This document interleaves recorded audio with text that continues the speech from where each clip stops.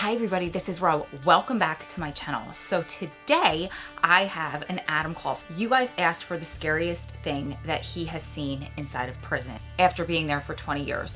So he told me a few weeks ago that he didn't want to share the scariest thing with people inside that he's seen, fight-wise, that type of thing, because first of all, he didn't know if it was legal, and second of all, there are things that he said just need to be left in his past and not rehashed. But what he decided to share was his scariest experience while inside over the past year or two. So he just called. I'm so excited for you to hear this story. It kind of just speaks to the politics inside and how everybody is so calculated in there, both staff and inmates. So please enjoy the story. Make sure that you subscribed if you're not already subscribed so you never miss a future video, one with me or with Adam. And also give this video a like if you like this content. It'll just help me out so much. I love you guys. Enjoy the video.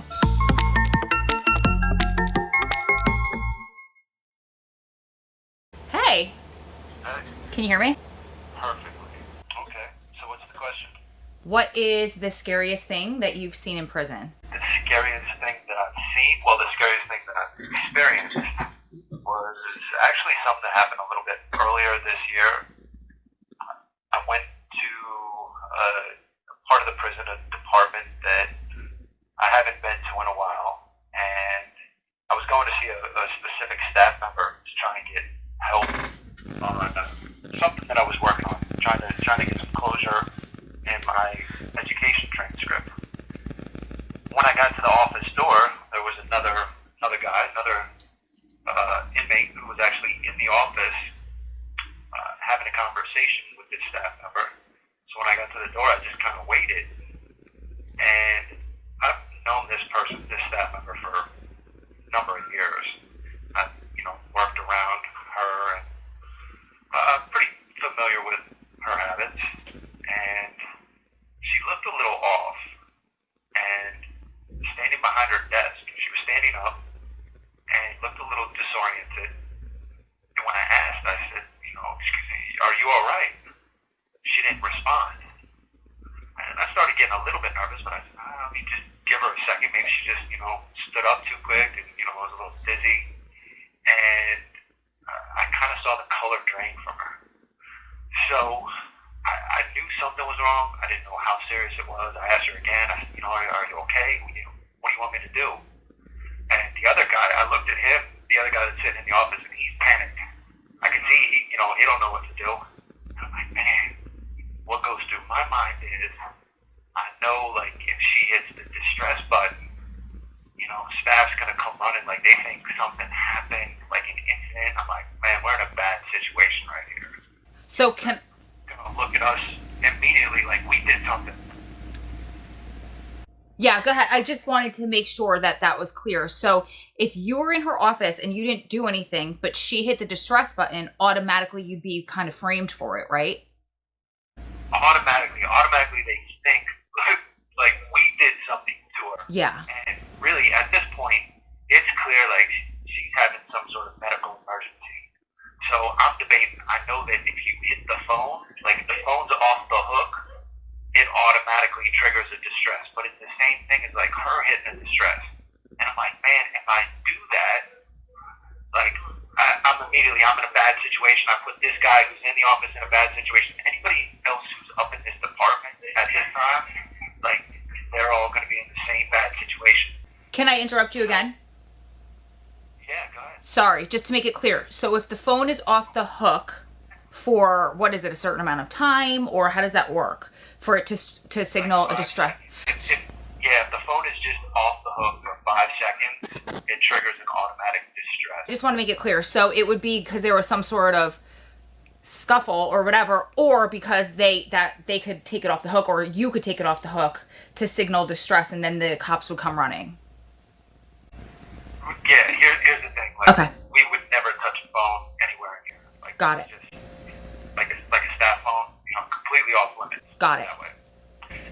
Okay, so anyways, as I'm trying to figure this out, man, what do I do? I got to do something here. And I asked one more time. I said, are you all right? Are you all right? What do you want me to do? And she said a name, and it was the name of a staff.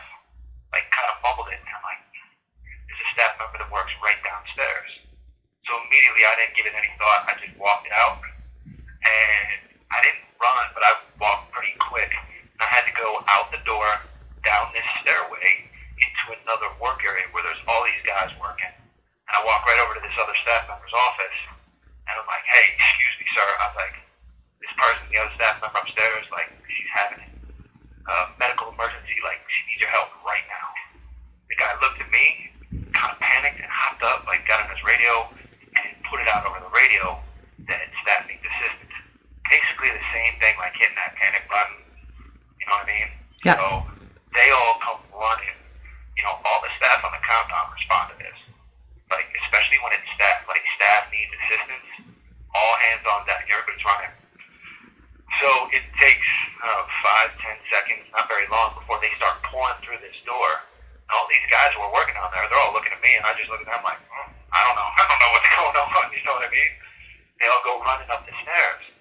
Now, within the next couple minutes, the guys from upstairs who are up there that I left behind, they come down.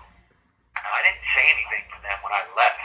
You know, I just went down. I was just on a mission, you know, go get this woman help. So now everybody starts coming downstairs, and the guys are like, man, they're like, what happened? They're like, you know, they came upstairs and they start asking what we did to her. And I'm like, oh God. Now I'm feeling like I put everybody in this bad situation. Like, oh my God. And thankfully it didn't take long. It was only about maybe 10 minutes. We're downstairs. I'm trying to explain to everybody, man, here's what happened. You know, like, listen, I apologize. I didn't mean to put anybody in a bad spot. Man, I did what I thought needed to be done. And thankfully these guys come back down, the other staff members, and they're like, all right, she's talking, she's okay. She told us what happened. And everybody, like, just breathed a sigh of relief, like, oh. And I'm like, man, like, it really caused me to stop and think, like, damn, for doing the right thing, like, I not only put myself in jeopardy, but all these other people, you know, because the assumption was, you know, that we did something to cause this. And that's a mindset. And, you know, if she wouldn't have been able to respond, like, we all would have been locked up. And until things got sorted out, there's no camera in her office, so they wouldn't have known until, you know, somebody else reported something back. One of my favorite quotes comes to mind because after all this, it actually became an opportunity for me.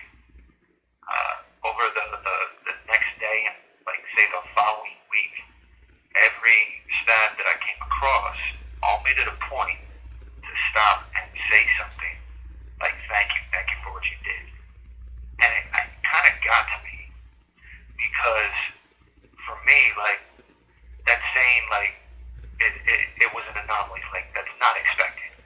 When the reality is that the vast majority of us would have done the same thing in that situation. I just happened to be in that situation. And I didn't want them to think that that was abnormal. You know, there's one of my favorite quotes is, if you treat people as who you believe who they can become, they'll be inspired. This call is from a federal prison. If you treat people as who you believe they can become, they'll be inspired to rise to the level of your expectations. Ooh. And that definitely holds true in here. You know, it's all these negative expectations that so many of staff, people in positions of authority have of us. And this was an opportunity for me to kind of engage them and let them know, like, that's not reality. You know, like, you should think better of all of us. You know, it's a common humanity. So that was definitely the most frightening experience in recent history here. And, you know, it's a reminder of it, you know, to do the right thing no matter what, you know, what you feel compelled to do. But, you know, sometimes there's repercussions even for that. Yeah, and it just reminds me, like, at the gym the other day, this woman tripped and she was going down, and I was standing right next to her, and I watched the whole thing. It was like happening in slow motion, and she's a tiny little lady, so I just grabbed her by the waist and like whoop, just pulled her up a little bit and got her back on her feet. And it's just, I didn't think about it. It was like a split second. It was just what my body naturally reacted. I'm helping somebody, she's falling. And it just, to me, it's so sad that you have to, not you, but you in general, that population has to second guess that human kindness, natural instinct. And then I want to bring up another point, and you could stop me if you don't want to talk about it. I could edit this out, but you were about to file some paperwork, and then because of this incident, can you talk about what happened around that? The incident actually caused me not to file that paperwork because I was concerned that it would be viewed that that was my motive. I knew that there are certain people here, there are staff who would have twisted it and try to make it seem like somehow, some way, I created a situation that would allow me to file this paperwork, you know, to do something that was beneficial for me. And there's just people that wouldn't want to see that used to my advantage. And, you know, I was telling you this earlier. I have a couple notes or letters that have been added to my file that honestly I'm not supposed to know about, but I do know. You know, that were put there by staff who just had a personal issue with me. You know, and they didn't want me to know that they put these in my file. And I don't think that's really fair, you know, that you can put something secret in my file that I'm not aware of that, you know, tries to speak badly of me. You know, but on the other hand, you're not going to put anything positive. So, yeah, it caused me to hesitate with the request that I was going to make on this end because I felt like it was going to be misconstrued, and instead of, you know, them seeing it as a good thing, they would have looked at it as me trying to manipulate a situation. So I ended up not even filing, and unfortunately that's kind of what caused much of the delay with what we're working on right now, but everything happens for a reason, and I'm confident that, you know, that delay will work to our benefit some other way. It has thus far. Everything has always worked out for us. Yeah, and sorry, go ahead. Unfortunately, this is just the last piece, you know? We just need this last piece for us to be able to move forward. Yeah, and I'm glad that you said that because I want to clarify by paperwork, we mean something that could affect your sentence and get you relief on this unjust life sentence. And because of this incident, because as an inmate, you have to be so calculating with every move, and this could have reflected negatively on you and looked like you kind of created this situation, something that could have quote unquote saved your life and mine, we had to delay. And it's just the natural progression of the politics in there. Well, I know that it's the training. The training that staff undergoes is, I mean, the conditioning is so strong to make sure that they view us as always trying to manipulate them, manipulate the system. And so every situation, that's the angle that they're looking at it from. And that's unfortunate. I mean, that's just a terrible way to live. Like, it's going to cause you to be, you know, old and cynical and just negative. And unfortunately, that's what most of these people are dealing with. Yeah. On good days, I feel bad for them, you know, and on the days that I'm really struggling, I mean, it's, you know, man, it's discouraging. Yeah, and I kind of want to put it out there too that we talk about this all the time. I mean, the norm there is that you're not the best person. You're kind of the anomaly. Not everybody inside is Adam Clausen, but at the same time, in my opinion, so I get it. I understand why they have that training. I don't agree with it, with this part of it, but in my opinion, it should almost be treated like good time. Like give everyone the benefit of the doubt and then lose trust over time, not the exact opposite. Sure. I would agree with that. Yeah. Definitely. That makes sense. And, you know, from their perspective, there's always a choice. You can operate from, you know, when you're in a position of power, you can operate from two different perspectives. One is from fear, and the other is from confidence. If you're operating from fear, you're always going to look at the negative and see what can be lost. you're operating from confidence. You know, you're to remain positive and to focus on the opportunities as opposed to the loss. Yeah, and we've seen that for a couple years. Sorry, go ahead. No, that's our baby. Oh, I love you. I was going to say really quick, we saw that for a couple years, and it was when a couple of confident ladies were running the show. Just saying. I love you. Yeah, I love you too. I wish we could get that back. I know. Definitely. Ugh. The walls are so thin in here. He's just amazing. I know I always brag about him, but that's him. That's how he is. And he told me in visit today, that's why I'm in this, I guess I should have said that earlier, that's why I'm in this seedy motel room. But he told me in visit today if he had to do it again and he knew that he would go to the hole for saving her, he would do it again because that's just his personality, and he said that that's the right thing to do. So you guys keep staying strong, keep loving strong, keep supporting one another through this journey because you're one day closer to it all being behind you. Lots of love from my heart to yours. I'll see you beautiful ladies and gentlemen in the next one.